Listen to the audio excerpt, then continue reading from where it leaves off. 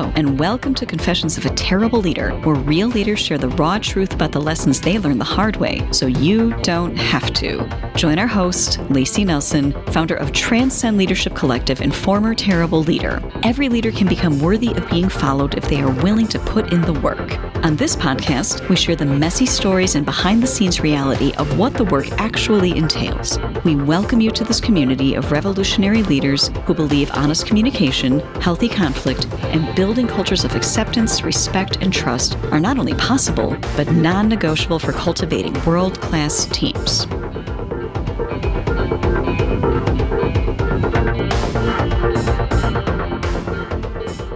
Hello, friends, and welcome back to Confessions of a Terrible Leader.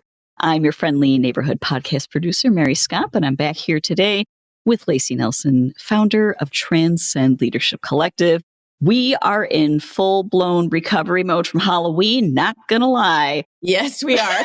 Welcome, Layci, or shall I say Jareth. And folks, you're going to want to check out Layci's socials if you want to see some wild merging of Jareth from the Labyrinth and our fearless leader. So yeah, check it out. It's not like a kind of costume. It's full-blown Goblin King. Amazing. Oh, yeah. I do not know how to do anything half-assed. It is not in my DNA. It's and true. It extends to Halloween costumes. The Labyrinth is my favorite movie. It's my comfort movie. It's like that warm blanket. The fun part was, we get like 8 bajillion trick-or-treaters in our neighborhood. Like we literally had 2,000 trick-or-treaters. I've seen it. It's an insane thing. And by and large, the children had absolutely no idea who I was. I got asked if I was Beethoven. I think that was my favorite. I love that too. Yeah. Are you Beethoven? I was like, nope. But they got an education. However, plenty of parents that were all about it. It was a great night. Awesome. I am now exhausted from hours of essentially cosplaying Jareth. Did you do any like fancy juggling with your crystal ball, or did you just do lots of pretend juggling? Lots of pretend juggling with my crystal ball because it actually is glass. It was a gift actually from a client because of the analogy of, are you juggling rubber? Are you juggling glass? Yes. That meant a lot to her and gifted me that at the end of our time together.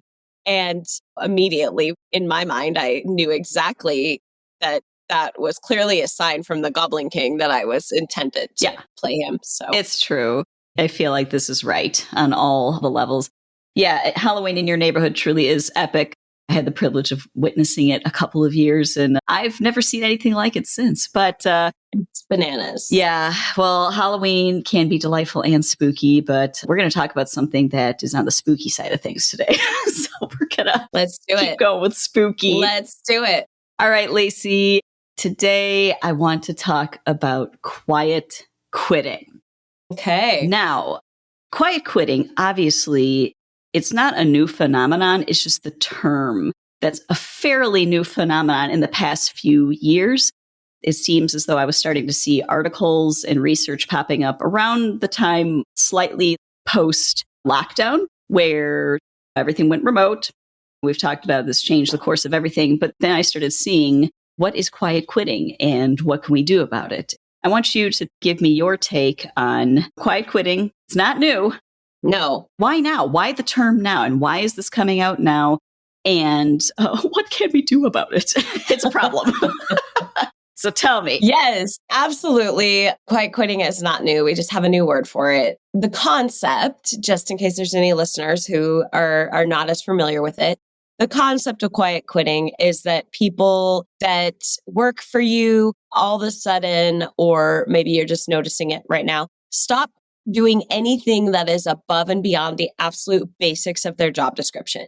They have capacity for A-level performance, but maybe they're putting in like C, D level stuff, and they're just not contributing to their potential capacity. You'll notice what's going on with this person. They're not as engaged as they used to be. Their quality of work isn't as high as it used to be. Their production just isn't as much. Like the innovation is going down, all the things, right? You're like, what's going on with this person? But you can't exactly pinpoint it. There are some people that it's really the same side of the coin. They just started as a quiet quitter. We've heard the term lazy girl jobs, right? Yes. Just enough to slide by. Right. it's all interconnected and related, and the terminology, it's not only girls that can do that. There's the piece of me that doesn't like that term. Right. But it is, regardless of gender, it's people can do this. We often like to first point at the person and be like, oh, something is wrong. What's wrong with kids these days kind of mentality? Totally. What is with this Gen Z? Now that I'm an elder, I'm like borderline ex-millennial, just right there, literally on the border. It's all of us now, the old people in the workplace looking, which we are, sorry to break it your heart, but we are now transitioning into the older generation in the workplace. It can be dismissed as people that hear about the term are like, they're just old people, and us older people that are like, no, something's very different. This is not how it was. And I think we're right. It's not how it was. But I think we're looking in the wrong direction to figure out what's going on. Yeah. When we entered lockdown and we all went remote, some of us stayed remote forever. Mm-hmm. I am one of those people. I was actually in grad school and I had a job with the university, but obviously that came to a screeching halt with lockdown. Let's dive into a little bit of why something like that triggered this outpouring of basically just awareness of quiet quitting. How does this happen? How does this get brought into the light? Right. First of all, there was just a huge shift as people in leadership, especially millennials. Oh, we don't care about butts and seats, but we don't realize how much we actually do care about butts and seats until the butts aren't in the seats and we don't have our eyes on the work and we can't see it getting done, right? Or we see the outcome, the results of the work, but we don't see the process. So I think there was a little bit of a awakening really of, well, first of all, a ton of time is wasted in the office. I say wasted. It's not wasted. That's not a fair terminology. There's a ton of time in the office when people are together that is spent basically chit-chatting. Mm-hmm. And innovation comes out of that. You are talking about work, but you're first doing a lot of the niceties and catching up. And these things are important for connection. Mm-hmm. When we went remote, that all went away. And we all of a sudden were not talking to people unless it was for a very specific reason. Mm-hmm. That often played out in a relational disconnect. And I am going somewhere with this, bringing it back. Yep. So with that relational disconnect, what happens is we start to get more critical unless we have less empathy for each other because we are not engaged in one another's lives like we used to be. We don't know that this person's kid was up puking all night anymore. We don't know that someone has a grandmother who means so much to them and now they're passing away and they're in this painful process of letting somebody go. We lose touch. Yes. We don't have the ins and outs unless it's very intentionally curated, which most of us had no idea how to nurture a remote team and to allow for those things to still happen. What happens is we start being hyper aware of deficit in performance. Just now, we've stopped seeing each other so much as people, and we've started seeing each other more as, and are you getting what I need done? Even cross-functionally, right? Or laterally. Mm-hmm. Or you're waiting on this department or that department. You're mad at Nanette in accounting, and she hasn't gotten you this report. But you don't know that Nanette has been battling some sickness because you're not connected. You're not even in the same department. Yeah. So all that to say, I think that quiet quitting became a term that people used to kind of blanket everything, kind of like toxic. Oh, you know how toxic is just overused? Yes. I think we have an episode on that somewhere. It's somewhere, yeah. Toxic is just a completely abused term. It's overused. Mm-hmm. There is actually toxicity, mm-hmm. but when we overuse the term, it loses its punch, right? It loses its relevance as to what it actually means. Mm-hmm. Well, I think we've decided quiet quitting is anything we don't like. Mm-hmm. When someone's performance is not up to par, they're quiet quitting. Mm. Because we've disconnected from them as people and we don't have the same level of empathy, the same level of just humanness, right? Sure. All of us being humans together. So I think that definitely played into why is everyone all of a sudden saying this? Well, because they're just using it when they don't really go further, deeper into the problem. Gotcha. It's like, I don't like their performance. They're slacking. They must be quiet quitting. Right. So the things that contribute to that in office, because we talked about remote, how that can happen. Okay, so what I'm going to say, you can still apply all of the things I just said to in office if there's disconnection. And what exacerbates it, and it will happen in office or remotely, it gets even worse and brings to the surface when there is lack of clarity from the leadership. So when people are quiet quitting, that's another way of saying they're not meeting my expectations. And immediately I'm going to say, do they know your expectations? Yeah. And often it's like, well, I hired them to do a job, or there's a job description. And if that is your answer, bad news. You're the problem. So you are the reason they are, quote, quiet quitting. And your leadership is the reason they're quiet quitting, because people need to know how to win. And they need to understand what exactly it looks like to win. And they need to have it delivered to them in a way. I mean, ideally, you're co-creating the goals that they're working on every quarter. They're in alignment with the larger annual goals of the organization. They are held accountable, and you are also held accountable transparently to what you're all collectively working on and individually working on. When those pieces are not in place, it is going to feel like people are quiet quitting because they're not meeting your expectations, but really you've quiet quit on them. Right. Like they don't even know. Right. They don't even know. It's like, I know I'm a staff accountant. Right. And I know I have certain objectives, but beyond that, also, I'm not a staff accountant. I just want to clarify. I am absolutely not a staff accountant in any way, shape, or form. Neither am I. There's a reason we outsource certain things, and that is one of them. But anyway, yes, that was just the first thing that popped into my mind, unfortunately. But the thing is, like you said before, if all you have is a job description, and as a leader, you think, oh, this is enough. Whoa, there's so much missing from that. And I appreciate the perspective that you provide on maybe they're not quiet quitting. Maybe it's on you. You haven't provided the proper objectives for them. And like you said, hopefully shared objectives. Right. The co-creation of all of that, which is absolutely essential for clarity. So you need more than a job description. You really do. Yeah. And also looking at yourself as a leader and saying, am I enabling this quote unquote quiet quitting? Because if you are jumping in and saving the day all the time or reworking their work, you are contributing. What's going to happen is maybe they were engaged at one point and they were killing it, and then they're not. The first thing to ask them is everything okay in your world? Yes. Approaching it with, are you okay? Sure. What's going on? If there genuinely is a drop off, and it's not just a perceived drop off because you're disconnected or your expectations aren't clear. Right. Asking them, how are you? What's happening in your world? I've noticed a shift. That goes a really long way. And I often will preface it with, you don't need to tell me the nitty gritty in your life. And this isn't about you being in trouble. This is about me caring about you, and just whatever you want to talk, whatever level you want to let me know if something's happening.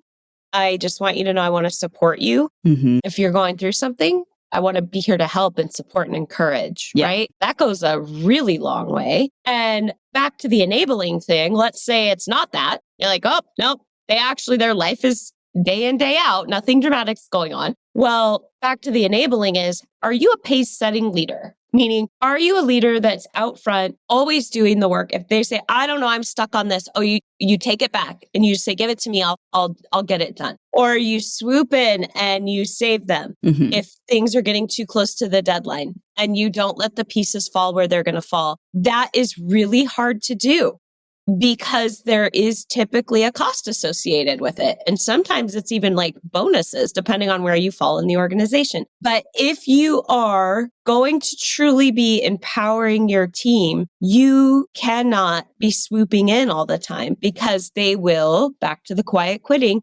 eventually disengage because they know they don't have to do it because you're going to do it. Or they used to do it all the time, but you were not good about feedback and redirection and checking in and saying, hey, this isn't exactly what I was looking for. Could you make these changes and then bring it back and let me see it again? You just said, oh, thanks, good enough. You didn't want to make them feel bad, so you took their work and reworked it. Well, they notice. They're going to know when you've reworked their work. Totally. Yes, you've created this cycle or this pattern where they're like, why would I try? Right. Listen, why even bother? I just know that they're just going to do whatever they want with it. So there's so many different versions of quiet quitting. So many. Really, the takeaway is look at yourself first as a leader. Are you checking in with people and asking them what's really going on in their life? Are you making time and opportunity for that human connection that allows us to have empathy for people, right? Brene Brown, it's really hard to hate up close. Yeah. Are we doing that? Are we making that happen on a consistent basis? And are we setting environments in our team for that to happen with each other as well? Have we set crystal clear expectations outside of the job description? That doesn't cut it. Right. You have to also be talking. Everyone should know if they did a good job or not at the end of the day. And if they can't answer that question with the same answer that you have, you've got to disconnect there. Yeah. So really getting concrete. Are you setting up accountability? Are you also accountable to them? Are you transparent? Are they understanding that? Because you could probably look to them. If they're perceiving you've quiet quit, there is no way they're going to work harder than you are. Oh, yeah. Why would they? And people know, oh my gosh, like people can sense these things. If they see, boss is super disengaged, so I'm just going to kind of do the same. Yep. I'm going to check out a little bit, right? Yeah. If you are going through something hard, you don't have to share with them. Maybe your marriage is falling apart, right? You're likely not going to be like, hey, let me lead with my marriage is falling apart, so I'm a hot mess. Right. But you can say, at a surface level, I have a lot happening in my life right now. Yeah. Outside of here. Yep. I don't really want to go into the details of it, but I do realize that it's impacting my responsiveness, or my work capacity right now is smaller than it has been or usually is. I want to acknowledge that up front. And also I need to know when it's impacting you negatively. You will be shocked because likely your team will rally around you. Sure. And instead of disconnecting, they're going to actually work harder because you let them know, versus if you don't say anything, they're going to make up their own narratives. They're going to think you're looking for another job. If you're the owner, they're going to be like, oh, they're checking out, or maybe they're trying to sell the business. They're going to make up a million stories, and likely none of them are going to be accurate. Right. Look at yourself. What messages are you unintentionally sending? Where are you contributing to this disconnect? And then if you have course corrected for all of those things and given it a little bit of time, you've done the check-in, you now have clear ways to win for every single person that reports to you. They understand you've done all the work and they're still quiet quitting. Well, that's when you can start setting some performance improvement plans, to put it in technical terms. But when we jump to the pit without doing that work first, it only breeds more discontent within the organization, within the team, and it doesn't get to the root of the issue. Sure. You're just putting a Band-Aid on something and getting rid of a quote unquote lazy or trouble. You know, this employee's lazy, this employee doesn't care, this employee's trouble. That is most often not what's actually going on. Does it happen sometimes? Yeah. Oh, sure. You know, I don't live in fantasy land. Right. There are people that just are not the right fit for the organization. You do not have alignment with core values, which is essentially what it will come down to. Sure. And there are times where you have to make that hard call. Most of the time, though, if you do those other things first, the issue is resolved at the root. Yeah. And you keep the person and they're happier and you're happier. That's my take on quiet quitting. That was a lot of talking. You brought up a lot of things that I hadn't really thought about in terms of examining company culture, you know? So again, many different versions of quiet quitting. I think actually what I'm going to do is compile some of those talking points about kind of a punch list of, do you think your employees are quiet quitting? Go through this. And of course, obviously nothing is a sure fix, but just a free reference, a quick examining of, okay, are these things in place? How can I get the team to rally and figure things out? So we'll provide that as a free resource. A little diagnostic. Yes, a little diagnostic. We'll provide that free resource for all of you lovely listeners. Layci, let's go continue to recover from Halloween. Here's to that. Yes, the coffee. Yes, coffee, and it's Friday, so thank goodness for small things. Yes. Friends, thanks so much for tuning in. Thanks for listening. Layci, thank you for stepping out of your Goblin King persona and sharing some knowledge with us, some of your wisdom on quiet quitting. I don't think that's how Jareth managed his goblins. The bog of eternal stench. Yeah, The exactly bog right. of eternal stench. So don't send your employees. Do not send your employees to the bog of eternal stench. There's better ways to Don't do be this. Jareth. Until next time, friends, go manage like a leader. Thanks for being part of this community of revolutionary leaders who believe honest communication, healthy conflict, and building cultures of acceptance, respect, and trust are not only possible, but non-negotiable for cultivating world-class teams. If one-to-one coaching, engaging workshops, or strategic planning that is actually useful are anything that interests you, make sure to head over to transcendleadershipcollective.com to check out our free resources. Confessions of a Terrible Leader is hosted by Layci Nelson and produced by Mary Skop. Music is by Leave Olson and Mary Skop from the band The Number of Months. Thank you so much for listening. Don't forget to like and subscribe and leave us a review. And until next time, go manage like a leader.